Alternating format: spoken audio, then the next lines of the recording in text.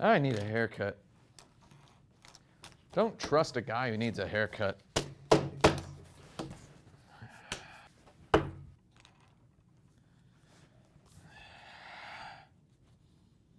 Hello, and welcome back to Video Games. I'm Tim Rogers. You are watching the pre-review of CD Projekt Red's Cyberpunk 2077 on Kotaku.com. Just a quick word I want to say. Pre-review is not the name of this show. Pre-review is just a word I colloquially use. It's not trademarked or anything. Nobody owns it. I don't own it.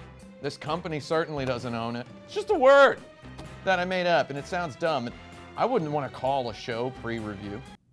Anyway, for those who've never seen this show before, I have prepared the following statement in which I explain the nature of a pre-review. I have played literally thousands of video games in my 40 years of life.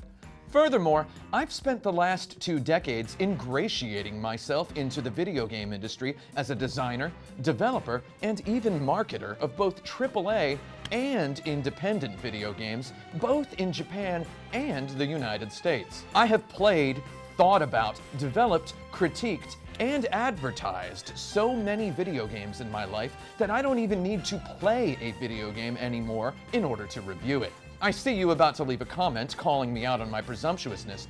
Don't do it, buddy. Come back after the game I'm pre-reviewing comes out and try telling me that I'm wrong. You won't be able to because I'm not. In a pre-review, I draw upon my manifoldedly multifaceted experience to dig through the hype. I watch every trailer, I read every preview and developer interview, I detective extract every last morsel of the truth, and I unmask that video game. I am here to rip a video game's wig off with both hands. Also, rather than make you sit through to the end, at which point I give you a score, I keep it simple. I'll tell you right now, based on my in-depth analysis of its marketing campaign to date and the history of its developer, Cyberpunk 2077 is an excellent video game. If you are hyped for Cyberpunk 2077, get it. You don't need me. I'm just some paychecking jagoff over here, daily pounding on a keyboard in a tiny dark room in an office belonging to a media corporation. You do not need a guy like me to validate your hype. Your hype is valid. This game is unstoppable. Critics can't stop it. I can't stop it. You can't stop it. Not even my dad could stop it. Cyberpunk 2077 is a safe investment. 2 years ago, at E3 2018, CD Projekt Red fearlessly uploaded 48 generous, luxurious minutes of Cyberpunk 2077 gameplay to YouTube. That video currently has 18 million views. 9 million of them are mine. I saw some weirdo in the comments on that video declare that to him, the game looked like a, quote, generic cyberpunk sandbox RPG, unquote. I screamed so loud, my computer monitor fell over. Let me tell you why. Do you see this jacket? Do you see this jacket? This jacket literally has William Gibson's signature embroidered inside it. Viewers are always asking me where I got this jacket. If you personally do not want to buy a black bomber jacket, if you're not in the market for a black bomber jacket, while you watch this video, you might not look at this jacket and consider it remarkable. If you do want to buy a black bomber jacket, chances are you've looked at enough of them online or in stores to see this one and instantly perceive its richness and value. I believe not for the first time, though since everyone keeps asking, it feels like the first time every time, I'm going to tell you about this jacket. This jacket is a Buzz Rixon's L2B, a product of the Japanese company Toyo Enterprises. It is a museum-grade replica of 1950s pilot jackets, made on the exact sewing machines purchased by Toyo Enterprises directly from the US military in the 1980s. Do you see the bunchy stitching on the sleeves? When the US military switched from canvas to nylon, they did not anticipate that the new fabric was thicker enough to necessitate heavier needles. These bunches on the sleeve seams resulted from the analog bending of the needle during the stitching process. These Bunches make every jacket unique. In his 2003 novel Pattern Recognition, father of the cyberpunk genre William Gibson noted this detail at slightly more obsessive length than I just did. Buzz Rickson's rewarded his celebritous patronage by carving his name into all of their black jackets. They didn't even make black jackets before William Gibson wrote about them making a black jacket, and then they made a black jacket just to make that true. Pattern Recognition is not a cyberpunk novel, though William Gibson did create cyberpunk, and I did own one of these jackets before he did. So let me say, with an attention to detail which I have established empirically rivals that of the father of the subgenre of science fiction, whose name some tabletop game makers copyrighted in 1988 and later licensed to a video game developer for unfettered usage in this video game releasing in 2020, that Cyberpunk 2077 is the this jacket of open world video games.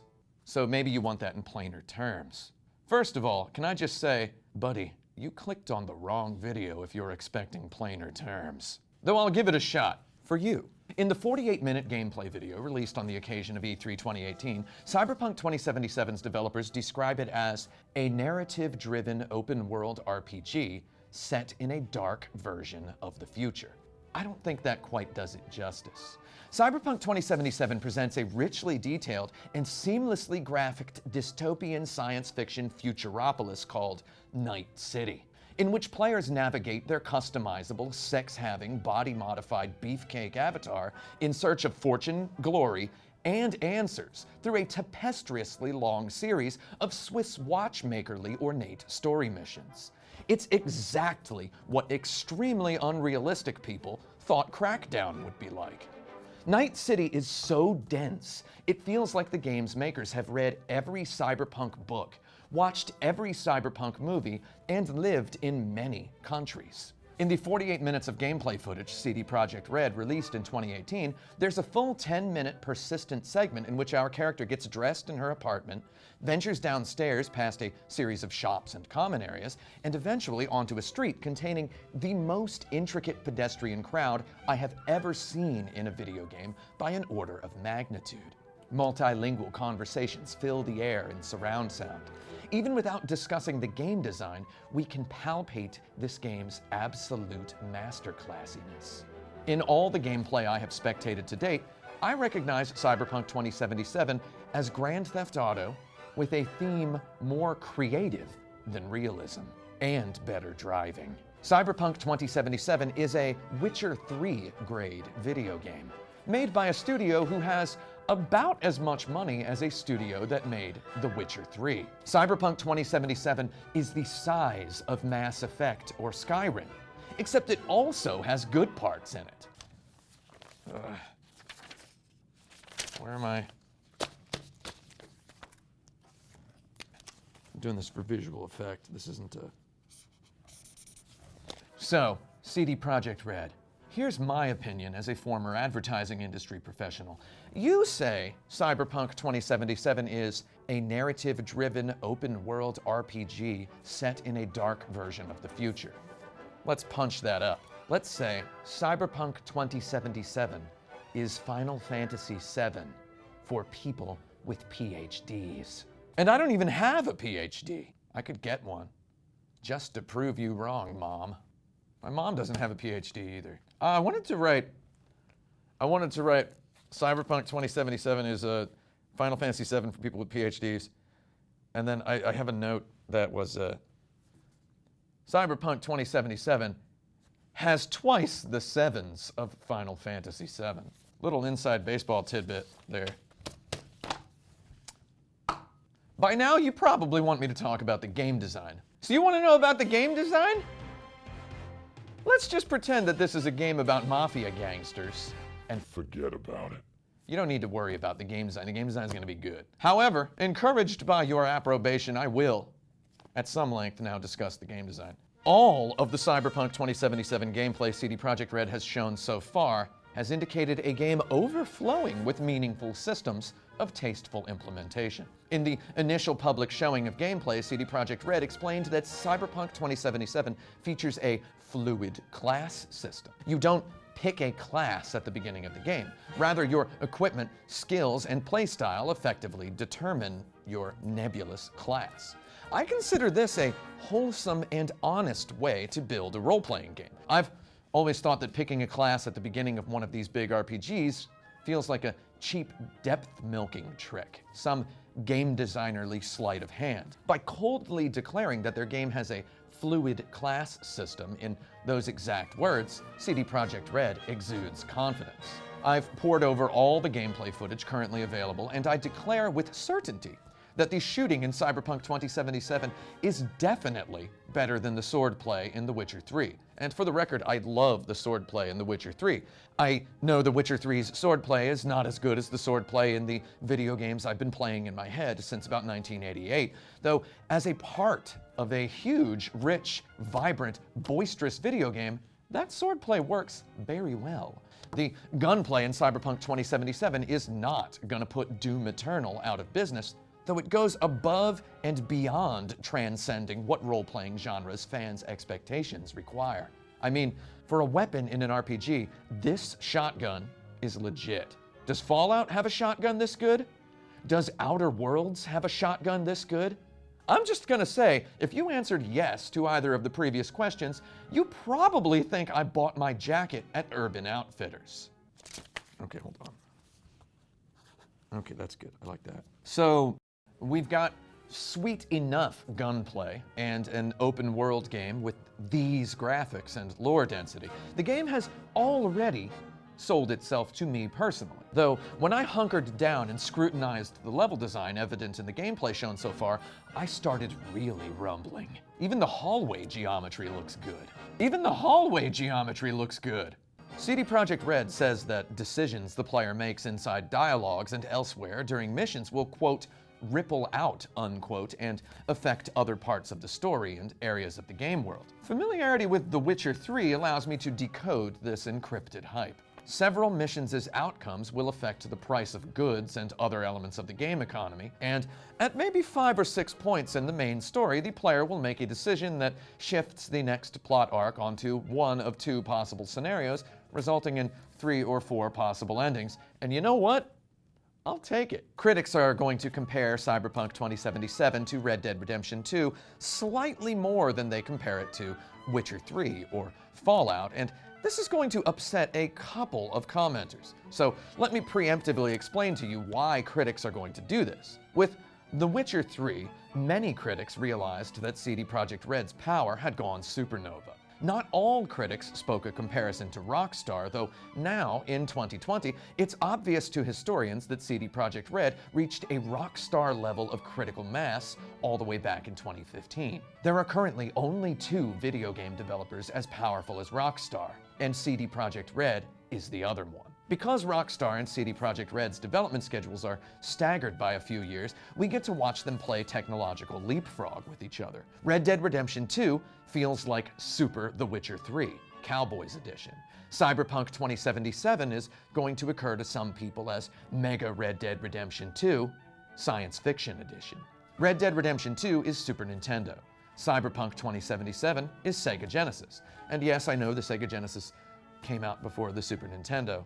I'm just saying the Genesis was cooler. So when a critic in a mainstream publication inevitably compares something Cyberpunk 2077 does to something Red Dead Redemption 2 did, even though The Witcher 3 also did it, don't feel too weird. I guarantee you these 2 studios are looking at each other as much as they're looking at themselves. Also, I told you not to read reviews.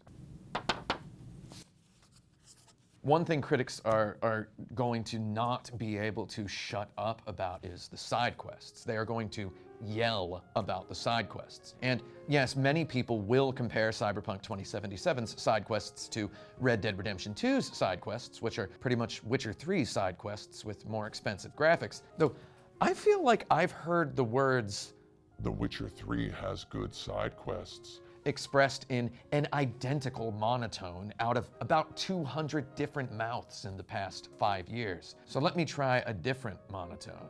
The Witcher 3 has good side quests. The Witcher 3's side quests are so unoverstatably phenomenal that I'm quite frankly shocked their excellence has not infected every video game. Comparing a Witcher 3 side quest to an Assassin's Creed Odyssey side quest is like comparing, just have the word improvise in all capital letters and brackets here.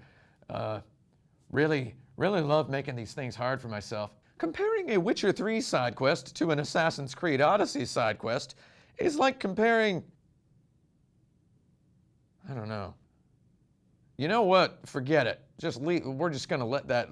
Just imagine. I was going to make a derisive comparison. Imagine a derisive comparison in the comments. Just post it like a Subway sandwich and a hamburger. What? God darn it! I darn messed myself up. So if you show me this game, Cyberpunk 2077, and you give me a taste of its tabletop-y dialogue system and cascadey scenario, and you tell me the same people responsible for The Witcher 3 are responsible for this, I don't exactly need to snoop around any backroom personnel files to tell you that this game's side quests are going to all feature multiple named characters, voiced cutscenes, and dramatic catharsis in equal proportion to hot optional loot. Also, I've looked at the cars and the driving is at least a little bit better than the horses in The Witcher 3. Now let's talk about the story, which is important to some of you. It's not important to me because I know how to read a book. I'm just kidding. Stories in video games are great. Narrative design is an underrated job title in the video game industry. It's wonderful what some of these writers accomplish. From what I've seen so far, Cyberpunk 2077 leans hard into capital M mature, capital C content. It's got bad words in it. It's got boobs in it. It's got sex with 3 X's in it. It evidently wallows in an absurd richness of itself. At one point in the 48-minute gameplay demo, we meet these body moddy buddies who've replaced the mosts of their facial sensory organs with amber glowy electro-technological robotics. Your car HUD looks like Detroit never died. It's also got eclectic jargon density. So I wasn't kidding when I said you came to the wrong video if you were expecting plainer terms. In the gameplay footage that we've seen, I heard a radio announcer call his listeners gonks. I heard a newspaper called a scream sheet. Tough guys call gang members gangers, which is spelled like rangers with a G. 2 characters quippingly refer to gang members as gangoons, which simultaneously reminds me of gang goons, baboons, and a city in Burma. Everybody calls money eddies, slang for Eurodollars. If this all ain't cyberpunker than a black trench coat, I don't know what is. Actually, I guess it's possible that you've come this far without knowing exactly what cyberpunk is, either as a subgenre of science fiction or as a tabletop game intellectual property. So let me explain. Cyberpunk is a subgenre of science fiction where virtual reality isn't boring. Tattoos can be holograms. Neon signs in American cities display Japanese words. We decided to bring Zeppelins back, and drugs can happen on the computer.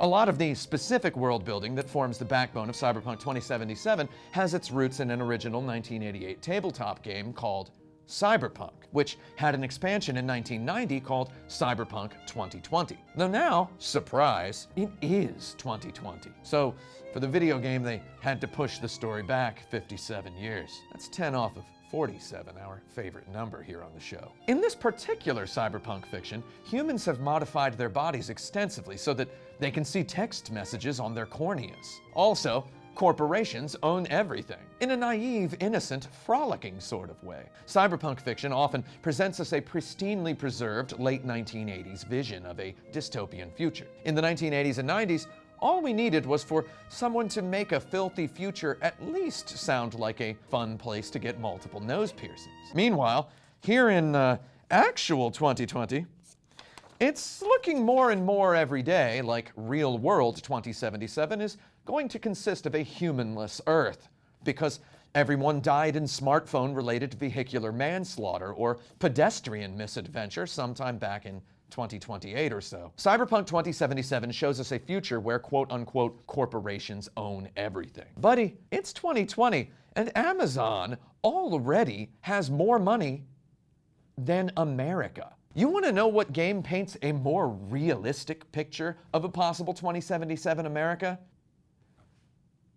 Death Stranding. In all seriousness, I have wanted a Cyberpunk sandbox game forever, since Grand Theft Auto Vice City, actually.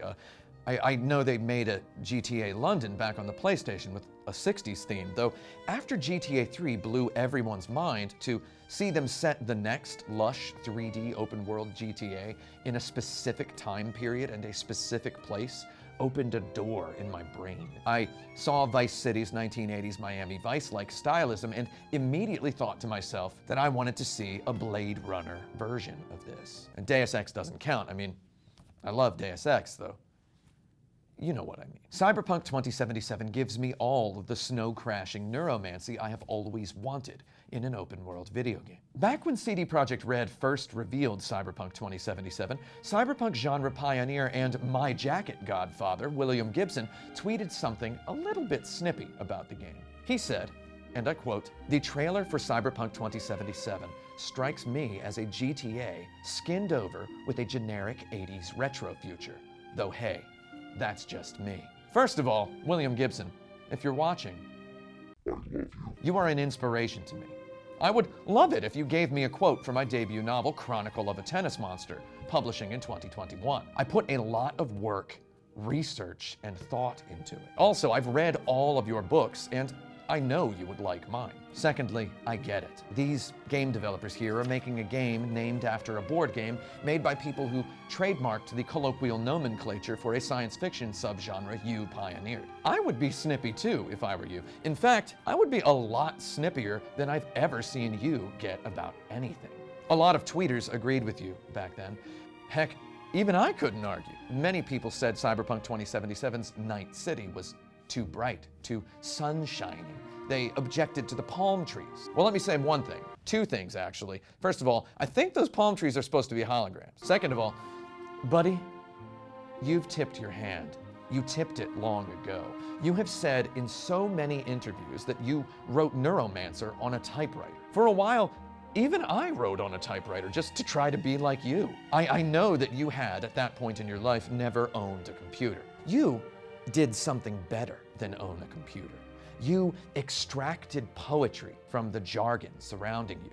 You built a world out of that poetry. That poetry, in turn, built a world on top of our real world. Current Earth is a messy clash of past mythology and previously unthought about terrors, political and meteorological. We can call Cyberpunk 2077 an 80s retro future. We can even call it generic, which it may be if you view just a trailer. Though if we dip just beneath the superficialities, we see intense attention to detail. Maybe it's not exactly your vision, and maybe it's not exactly realistic, though it is interesting by itself. Doesn't that count for something? The first line of your book, Neuromancer, reads, "The sky above the port was the color of television, tuned to a dead channel." By dead channel, I now realize that you meant a sort of opaquely staticky, smoggy, noisy, billowy, smoky funereal gray. I imagine a Blade Runnery astigmatic neon versus pollution skyline. Though it may interest you to know that in the early 1990s, when I first read Neuromancer in middle school, a dead channel on a television looked like this. Primary blue. That's the color the sky would be in a Sonic the Hedgehog game. Also, at the time in my life when I first read Neuromancer, when a Windows computer suddenly crashed and died in the middle of a blood-red game of Doom, we saw this, the classic blue screen of death. Therefore, can we not agree that crayon blue skies are at least as cyberpunk as eating a bulgogi taco in the rain under a clear umbrella? Also, the 48 minutes of gameplay CD Projekt Red revealed a few days after your tweet clearly show that night does fall in the game, and it does look pretty much exactly like a cyberpunk dystopia on a paperback novel cover, so. And as for the GTA reskin portion of your comment, I think we already covered that. And that is exactly as far as I got into typing this script before my Kotaku.com cow orker Jason Schreier decided he could no longer resist pressing that big shiny red button, delaying Cyberpunk 2077 from April to September 2020. This news will likely affect the tone of the rest of my script. I need Cyberpunk 2077 now. April was already too late. September might kill me. And I'm gonna tell you the truth. I work in an office building in goddarn Times Square, New York, Manhattan. Every day I get out of the subway, and every night I come out of this office and it's already dark, and the lights don't quit. The Levi's store across the street from this office is open 24 goddarn hours a day. What do you need to go to a Levi's store at 3 a.m. for? It's just lights. You go out there, it's just lights. It's such a crayon drawing of a goddarn cyberpunk dystopia already. This goddarn world, man, this goddarn world. In Times Square, every morning, you know, you watch Blade Runner and you see like the noodle vendors and, you know, people yelling at people on the street, selling chickens and cloned robot rattlesnakes or whatever. What's the real world version of that? I'm gonna tell you, is I got yelled at last night, walking across the street, you know, just minding my own business. I just got yelled at by a Times Square performance, a street performer dressed perplexingly and mysteriously like Danny DeVito's The Penguin from Tim Burton's Batman Returns, and I screamed. The guy's just like at me, like he wants me to take a picture with him because they're out there to have, you know, to get pictures. Just yelled at me, and I screamed. I'd never seen. First of all, it's really specific. It's a very specific reference to pull out of the cobble pot. I'm like, wow, that's Earth, huh? I mean, that's basically it, right? 2 seconds later, as I sidestep this guy, you give him one of these. You just do this, and then they'll be like, oh, he doesn't want to have a picture taken. You don't have to say anything. He left me alone. And as I'm walking away, 2 seconds later, a guy yells, and this is exact quote, he yelled, "Where are you from? My mixtape." He yelled those words, did not wait for me to answer the question, "Where are you from?" before saying, "My mixtape," and he slashed a CDR at me. You know, you ever get this? He slashed it at me, and he cut me in the goddarn face with it. And I jumped back, and because it's just like the CD sleeve, the plastic sleeve, cut my face. And this is the third time that this has happened in 9 months working here. There's actually a video of me, the Goatee 2019 video, where you can see a little, it looks like a pimple on my lip. It's actually a cut. A guy cut me with the CD case. And there was a little bit of blood came out. Just slashed it at me so fast. I've experimented over the last 9 months with various outfits, trying to determine what outfit doesn't look like a tourist. It turns out tourists look like anything. Turns out we're all tourists in this goddarn world. And here's what I'm saying. I'm saying I need to escape this world. So I need a slightly more realized cartoon of this reality that I live in. I wear an eye patch. Do you all know this? You don't even know this, do you? This isn't even a cool eye patch. Do you see it? It's got this weird ergonomic shape to keep the light blocked out. I wear this because my left eye is in such a horrible state right now. Aspiring detectives, I believe now that you know about the eye patch, you know enough to diagnose me. I wear this a lot while I'm working. So basically, we're at a point in my life where I wear an eye patch, where I carry a computer in my pocket. See that? I got a text. Ooh, interesting text. Okay, hold on. Do I have these on me? Yeah, I have these little headphones that just, I put one in my ear and immediately I can just start talking to people like, I'm in. I mean, people vape on the train. Like, what even is a vape? Like, how cyberpunk is vapes? People even smoke on the train now. Have you seen people smoking on the train? Is it just me, or are there more people smoking on the train now? The train is filthy. There's graffiti everywhere. It gets stuck in the tunnels. It's just, life is already a goddarn dystopian nightmare. Nobody cares in the government. Nobody cares about people. Nobody in the businesses care about people, you know? So in other words, just give me the full thing already, right? Give me the goddarn full thing. All I want is a version of this with slightly better tattoos. That's all that I want. So what else can I tell you about Cyberpunk 20? I didn't really write the rest of this script. So I know it's got Keanu Reeves in it. It's got my vampire brother Keanu Reeves in it. Me and him, probably related somehow. He's the star of both The Matrix, which is not Cyberpunk, though it has elements. We can go ahead and say it's sort of cyberpunky. And Johnny Mnemonic, written by William Gibson.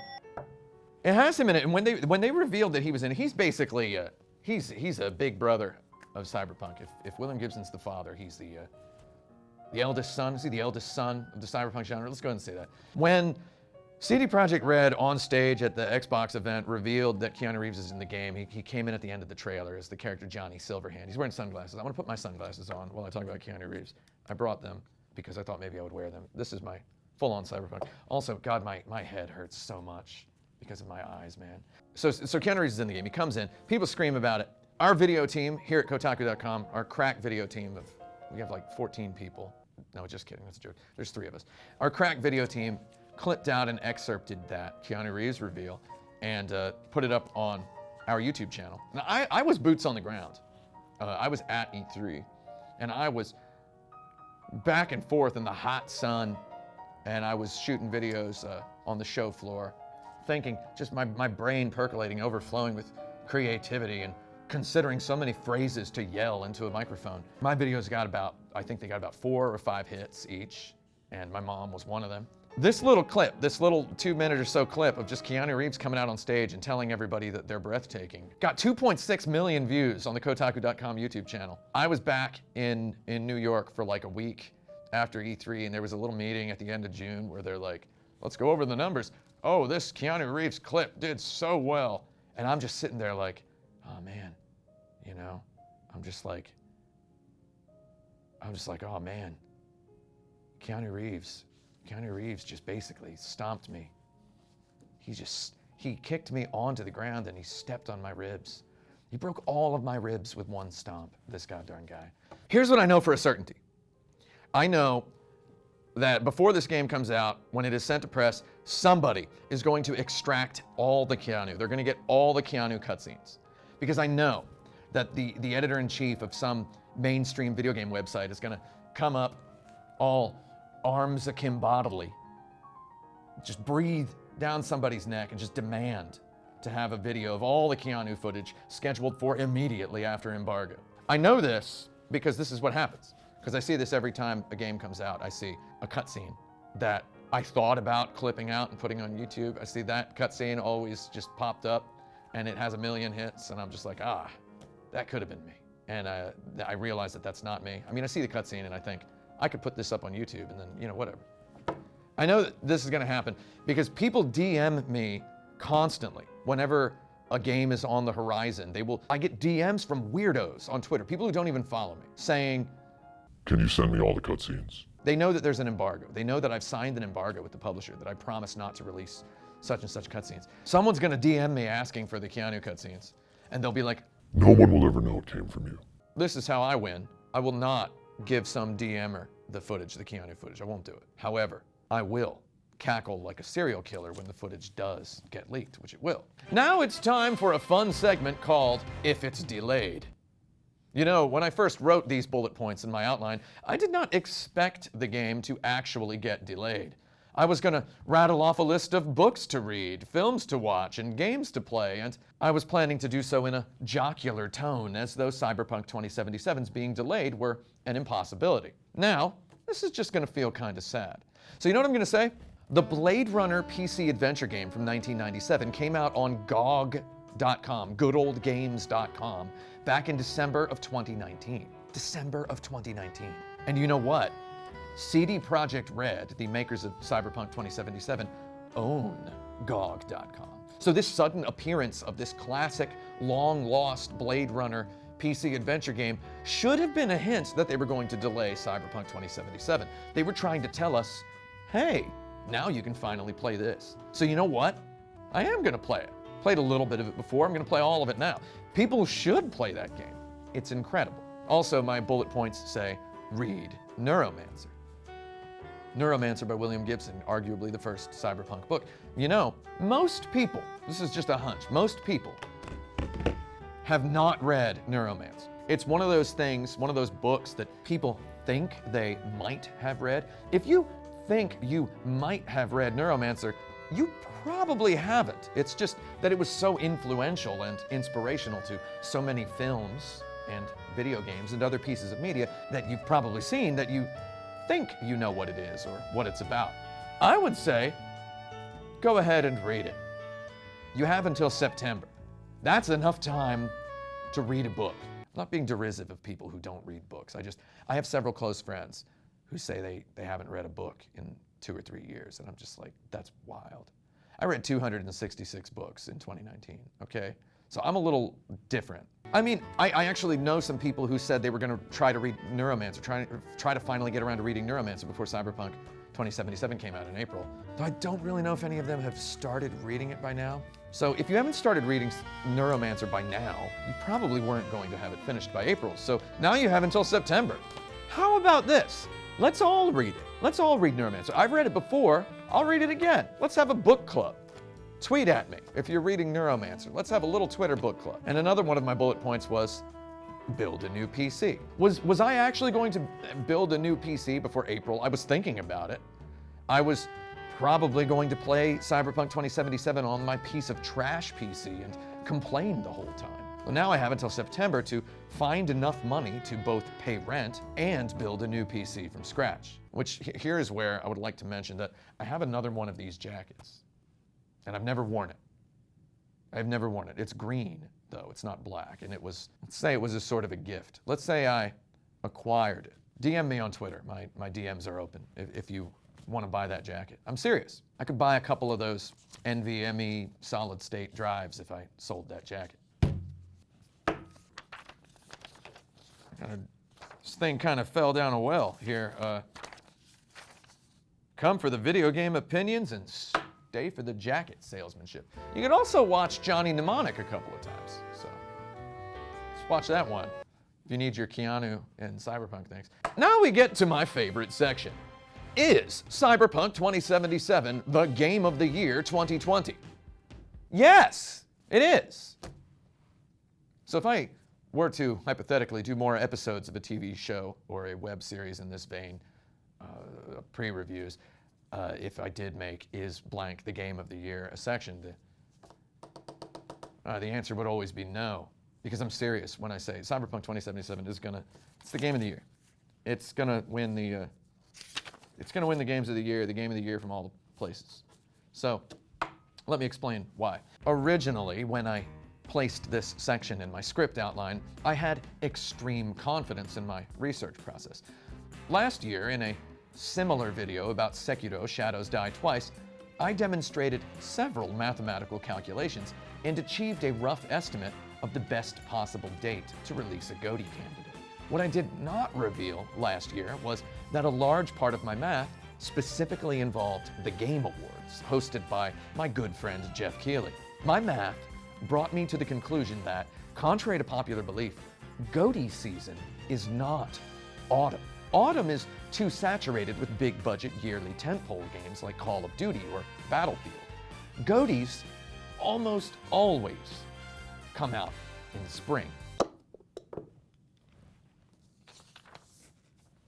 GOTYs almost always come out in spring. So my hypothesis brought my mathematics great vindication because Sekiro, shockingly to some, won Game of the Year at the Game Awards in 2019, just like I stopped this short of saying it would in my video. Let's do a tiny bit of quick math for those who came in late. Let's look at the 5 most recent games that won Game of the Year at the Game Awards. 2015's Game of the Year, The Witcher 3: Wild Hunt, came out on May 19th, 2015, the 138th day of the year. 2016's Game of the Year, Uncharted 4: A Thief's End, came out on May 10th, 2016, the 130th day of the year. 2017's Game of the Year, The Legend of Zelda: Breath of the Wild, came out on March 3rd, 2017, the 61st day of the year. 2018's Game of the Year, God of War, came out on April 20th, 2018, which, in addition to being nice, was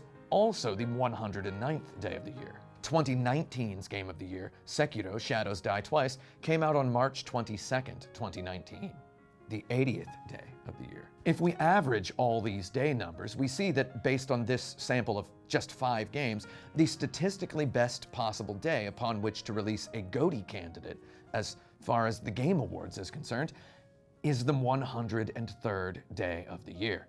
Cyberpunk 2077's original release date, April 16th, 2020, is the 106th day of the year. That is so close to my estimate. And this section was going to feel so good. And I was going to look so smart. Until they ruined it by delaying Cyberpunk 2077 to September 17th, 2020, the 260th day of the year. Though you know what? It's still going to win Game of the Year at the Game Awards. I'm calling it.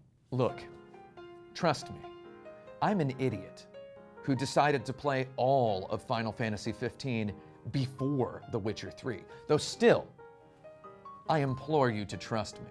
I just do not see the odds of a game better than Cyberpunk 2077 coming out in 2020. Listen to me. My 2 decades of experience in the video game industry has given me an immunity to hype. I do not believe in having a backlog. I know just looking at a game if I'm going to never play it. I say, burn your backlogs. I believe I can look at a game and tell you if I would play 100% of it, even if it wasn't my job to do so. And I am telling you that Cyberpunk 2077 is huge. If we grade it on a curve, it's huge. If we take it by itself, it's huge. This is a real video game. In the 5 months between Cyberpunk 2077's originally planned release date and its new release date, who knows what might happen? Maybe Rockstar will announce Grand Theft Auto 6 for the PlayStation 5. I say, bring it. I say, I don't care. From where I'm sitting, Cyberpunk 2077 proves that CD Projekt Red is better and more powerful than Rockstar. Rockstar's flagship series is just going out there and recreating reality. That's not creative. Anybody with enough money can do that. CD Projekt Red has now made a Grand Theft Auto enormous fantasy game and a lushly detailed cyberpunk dystopian role-playing game. What have you done, Rockstar? A game about a school? A couple games about realistic modern American cities? And a pair of cowboy games? I bet you're looking at this cyberpunk RPG and you're licking your lips, lost in thought about how your James Ellroy LA Quartet-inspired 1940s open-world detective game, LA Noire, didn't go over as well with critics as it should have. You're thinking, wow, it sure is hard to make something with a lot of imagination to go with its flawless imitation of reality. You hear everyone out there laughing at you. I bet you're jealous enough of CD Projekt Red to go out there and make a hardcore, no-nonsense Red Dead Redemption 2-sized, disgustingly, nauseatingly detailed adaptation of the neo-medieval sci-fi masterpiece, Hard to Be a God, just to spite them. I know what you're thinking. You're thinking you're gonna go down to the factory floor and shut down Grand Theft Auto 6, which is just New York City again, and reopen your open-world 1960s James Bondian spy game, Agent, just to prove CD Projekt Red is wrong when they say what they have clearly and loudly said about you. You didn't raise the bar, they raised the bar. Get out there and make a medieval history game as dense and glacial as Red Dead Redemption 2. Make Agent. You know you want to. That's all I got. I'm sweating like a goddamn champagne ham. I got my pen props. I'm gonna put this back in my pocket when my mom finds it. I didn't drink any of this coffee this time, so we're gonna go ahead and drink this whole thing. I was born stupid. However, I will not die hungry. Video games forever. I'm gonna drink this coffee.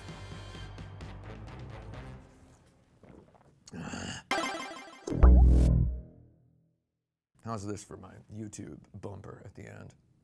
Me drinking a coffee. Do you want to hear this? Hold on. Ugh. Oh, God.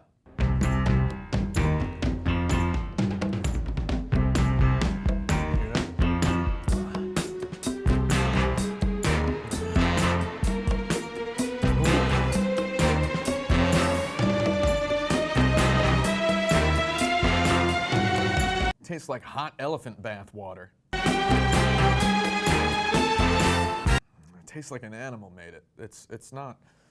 I mean, it's not the best coffee. I mean, you know, I'm no coffee elitist. It's not the best coffee in the world. But when you let it sit for a couple hours, it becomes a lot less than not the best coffee in the world.